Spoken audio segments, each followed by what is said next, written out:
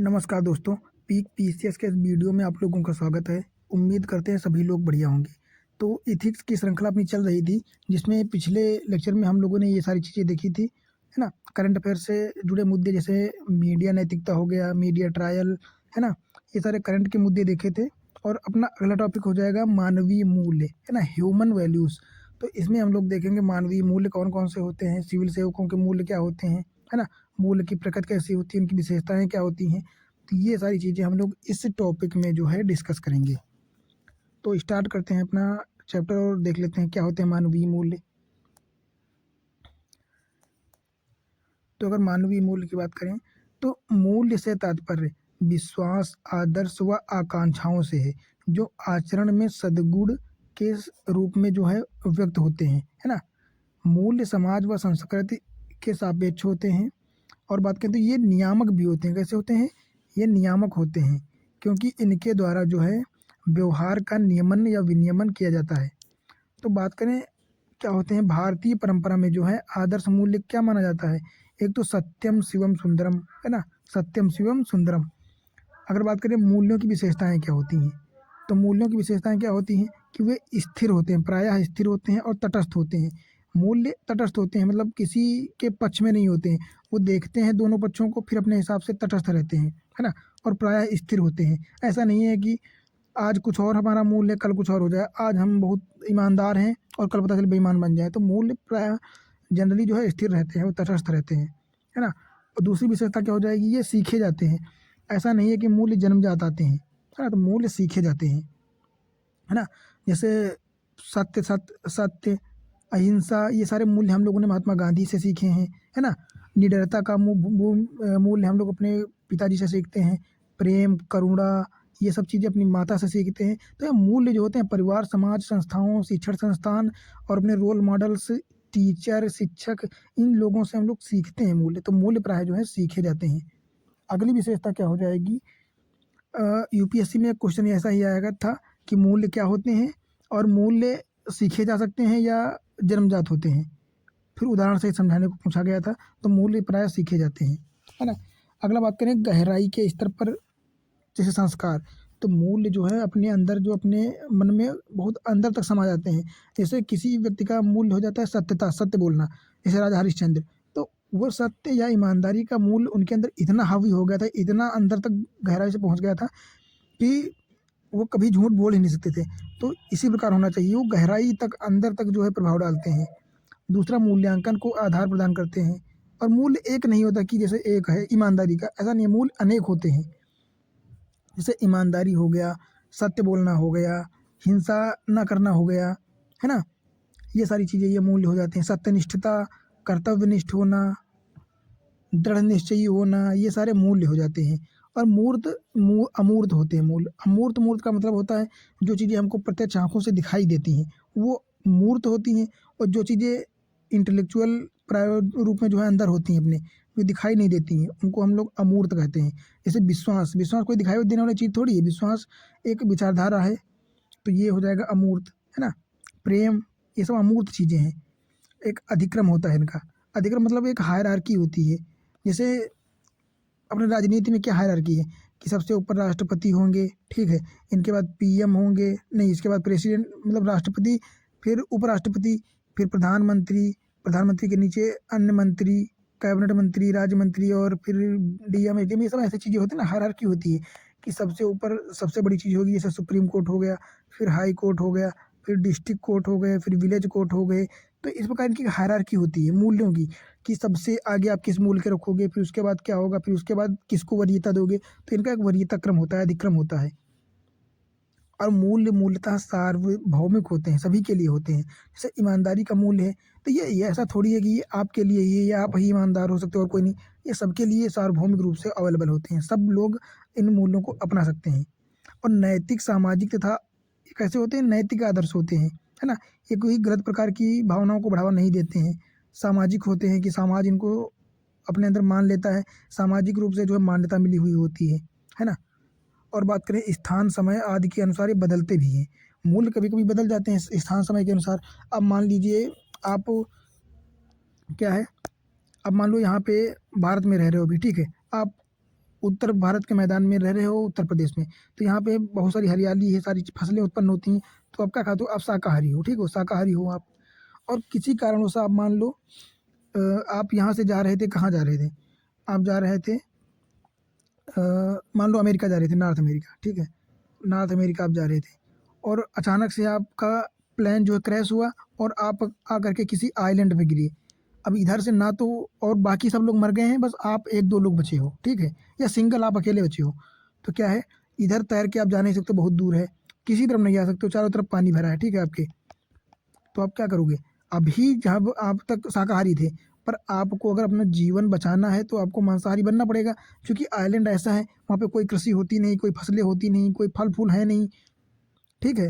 फल-फूल हैं भी तो उतने नहीं हैं, तो आपको क्या करना पड़ेगा? वहाँ पे मछली पकड़ के खाना ही पड़ेगा, इसके अलावा आपका कोई ऑप्शन नहीं है, क्योंकि ऐसा तो है नहीं कि उसी दिन आपको रेस्क्यू करने आ जाएँ, और ज़रूरी नहीं है कि आपको रेस्क्यू करने आए ही जाएँ, उनको पता ही हो कि आप ज़िंदा बचे हो, नहीं बचे हो। तो ऐसी स्थिति में आपको वो चीज़ें करनी पड़ेंगी, है ना? तो आपको ऐसी चीज़ों में कभी-कभी ये होते हैं, समय और स्थान के अनुसार आपकी जो है मूल्य कभी-कभी बदल जाते हैं। तो ऐसा नहीं है कि मूल्य हमेशा बदलते ही नहीं हैं, तो बदल जाते हैं कभी-कभी स्थिति के अनुसार, है ना? तो ये चीज़ें आपको ध्यान रखनी पड़ेंगी थोड़ी-सी। अगला क्या हो जाएगा, मूल्य और नैतिकता का संबंध कैसा होता है?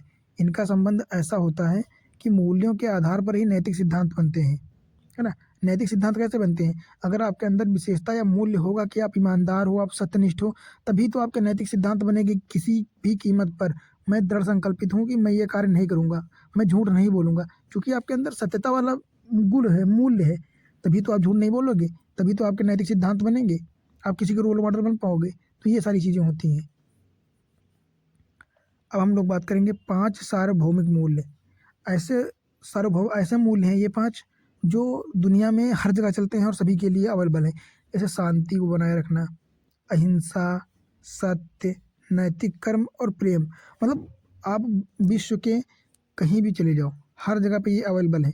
फिर वो अमेरिका हो, रसिया हो, इंडिया हो, पाकिस्तान हो, सभी की माँ यही सिखाती है कि बेटा आपको सभी के साथ प्रेम भाव से रहना है और किसी को मारना नहीं है, किसी का गलत प्रयोग नहीं करना है, किसी का गलत कार्य नहीं करना है ना?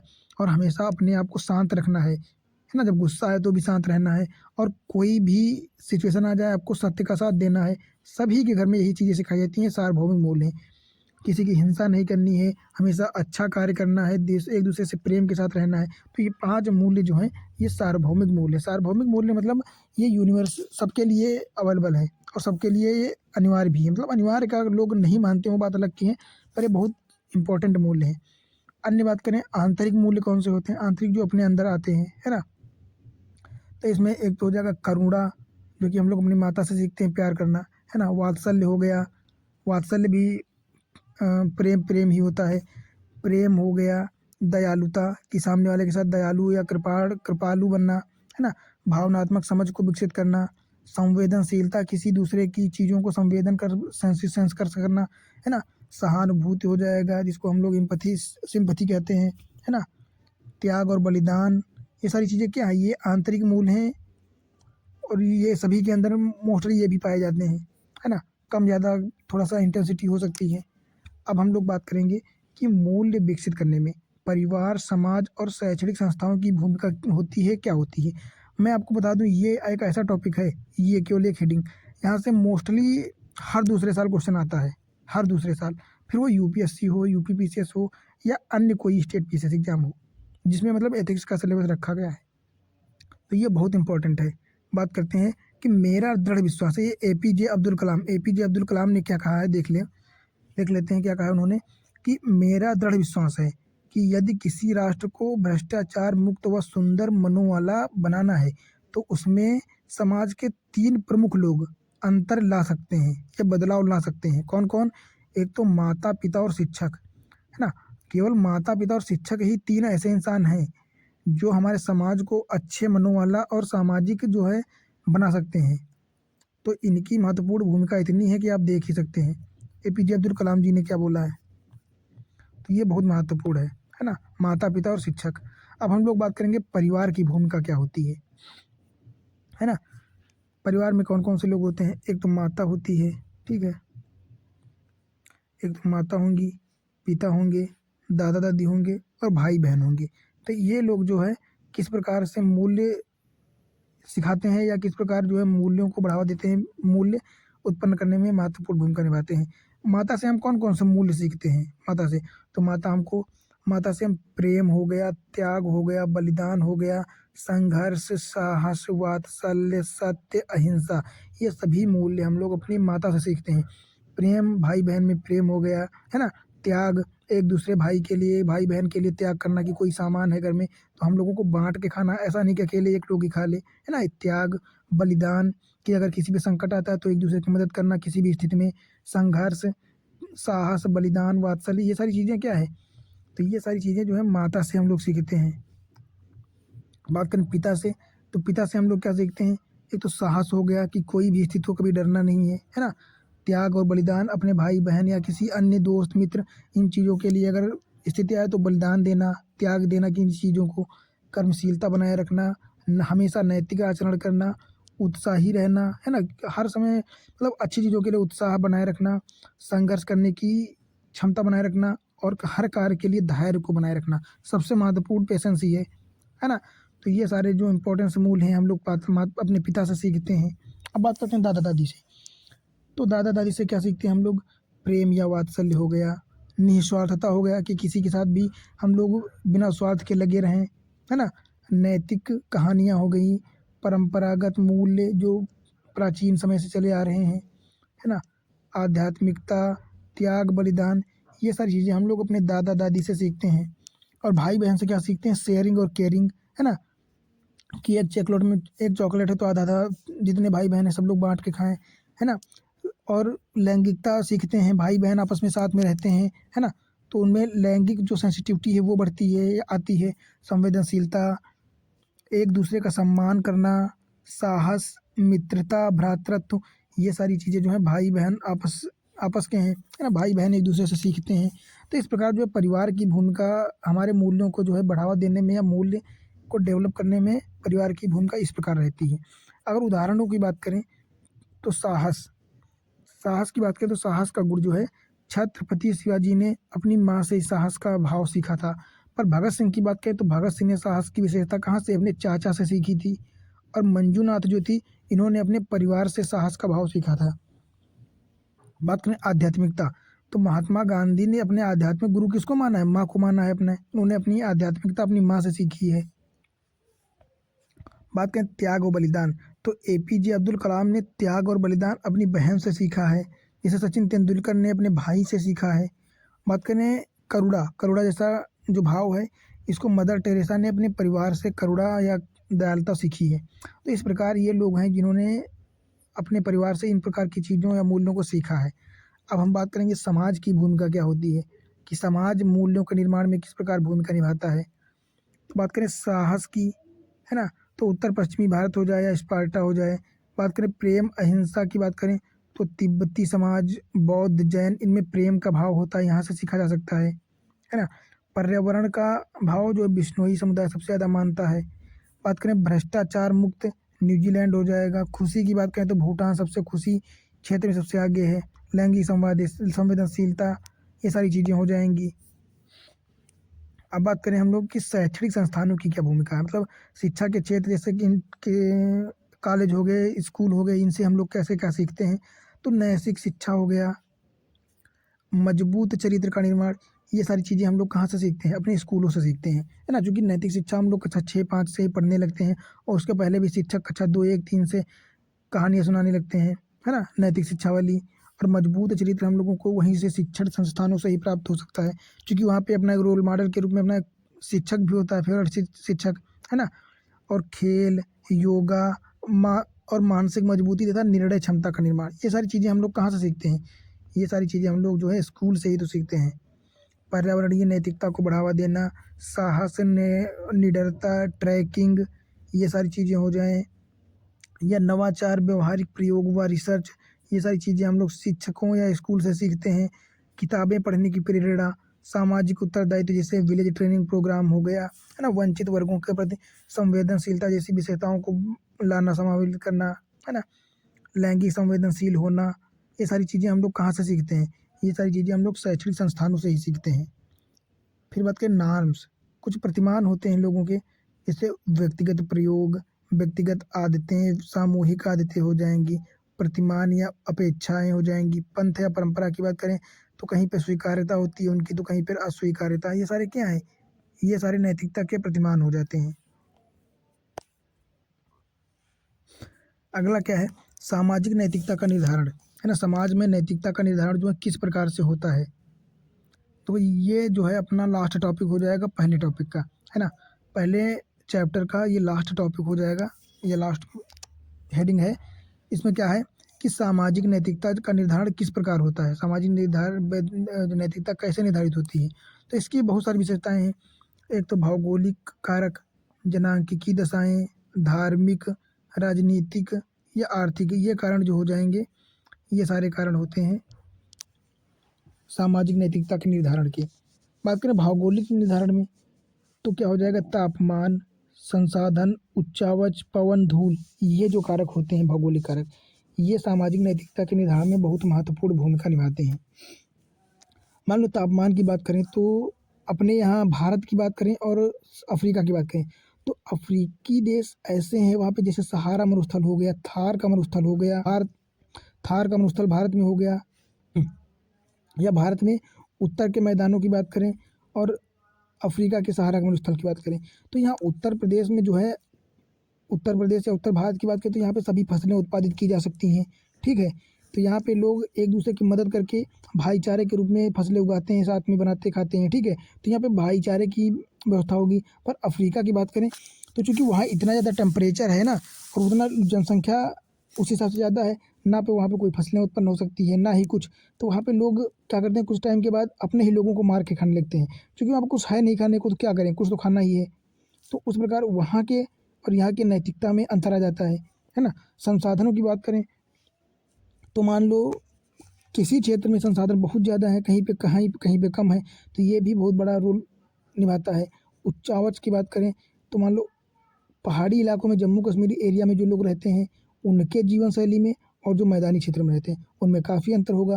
क्योंकि जो पहाड़ी इलाकों में रहते हैं वो लोग बहुत ज़्यादा मेहनती होते हैं, क्योंकि उनको डेली 5 से 6 किलोमीटर ऊंचाई पे चढ़ना पड़ता है। एक थोड़ी सी 50 मीटर की दूरी 500 मीटर में बदल जाती है। पर उत्तर मैदानों में यहाँ पे मेहनती लोग हैं, पर उतने नहीं जितने कि जम्मू कश्मीर टाइप में है। तो उनके जीवन में अंतर होगा तो उनकी नैतिकता भी बदल जाएगी, उनमें जो भाव होंगे, मूल्य होंगे, वो अपने आप चेंज हो जाएंगे, है ना। अब बात करते हैं जनांकिकी दशाएं, जनसंख्या जैसे हो गया, सेक्स रेशियो हो गया, तो ये भी डिपेंड करता है। द्विविध रूपी जैसे समरूपी हो जाएंगे, विषम रूपी, सहिष्णुता, इस प्रकार की विशेषताएं जो है जनसंख्या के ही माध्यम से बढ़ावा मिलती है ना। फिर बात करें धार्मिक तो प्रकृति का स्वभाव होता है, जैसे कहीं पे यहूदी, सूफी, है ना, तो कहीं पे उदारवाद को बढ़ावा मिला है, कहीं पे लचीलापन पाया जाता है, कहीं पे कट्टरता पाई जाती है, जैसे पाकिस्तान, अफगानिस्तान, जैसे भारत हो गया तो यहाँ पे सहिष्णुता का भाव है। तो ये सारी चीज़ें डिपेंड करती हैं कि किस धर्म के लोग किस धर्म को मानते हैं और किस चीज़ को कट्टरतावादी मानते हैं। तो इससे भी नैतिकता का निर्धारण होता है। बात करें राजनीति तो राजतंत्र और लोकतंत्र, जैसे भारत, अमेरिका हो गया, ये कुछ देश हैं जैसे, तो यहाँ पे लोकतंत्र है, तो यहाँ पे लोगों के साथ व्यवहार उनका अधिकार दिए गए हैं।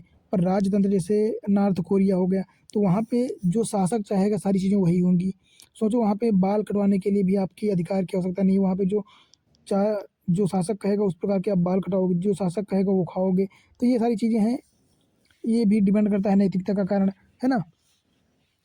और आर्थिक कारण तो बिल्कुल निर्भर करते हैं इन चीज़ों पे, जैसे गतिविधियाँ हो गई, प्राथमिक, द्वितीयक या तृतीयक क्षेत्र की गतिविधियाँ। कहीं और प्रणाली की बात करें तो जैसे अमेरिका में पूंजीवाद चलता है ना, कहीं पे समाजवाद चलता है, भारत में मिश्रित पूंजी अर्थव्यवस्था है। तो ये सारे जो महत्वपूर्ण कारण हैं, ये सारे जो सामाजिक नैतिकता का निर्धारण करने में महत्वपूर्ण भूमिका निभाते हैं। तो उम्मीद करते हैं कि आप लोगों को पहला चैप्टर पूरा का पूरा समझ में आ गया होगा। देख लेते हैं क्या है पहला चैप्टर फिर से, और ये भी देख लेंगे कि इसमें हम लोगों ने क्या क्या डिस्कस कर लिया है। तो इसमें हम लोगों ने सारी चीज़ें देख ली है कि मानवीय क्रियाकलापों में नीति शास्त्र का सार तत्व क्या है, इसके निर्धारक और परिणाम क्या हैं, नीति शास्त्र के आयाम क्या हैं, निजी और सार्वजनिक संबंधों में नीति शास्त्र का महत्व क्या है।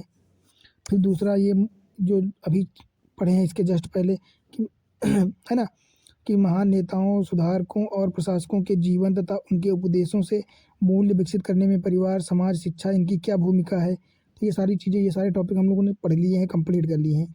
अब उम्मीद करते हैं कि ये वीडियो देखने के बाद इस टॉपिक से कोई भी टॉपिक ऐसा छूटा नहीं होगा, कोई भी ऐसी शब्दावली छूटी नहीं होगी जो आपको ज़रूरी लगे, है ना। सारे एस्पेक्ट्स जो हैं हम लोगों ने कवर कर लिए हैं। बस उम्मीद है आप लोगों को ये वीडियो अच्छी लगी होगी और इससे कुछ ना कुछ सीखने को ज़रूर मिला होगा। तो बस यही कहते हैं कि आप लोग अपने शार्ट नोट्स बनाते चलें ताकि बाद में कोई दिक्कत ना हो, है ना, पढ़ने में आसान हो सके।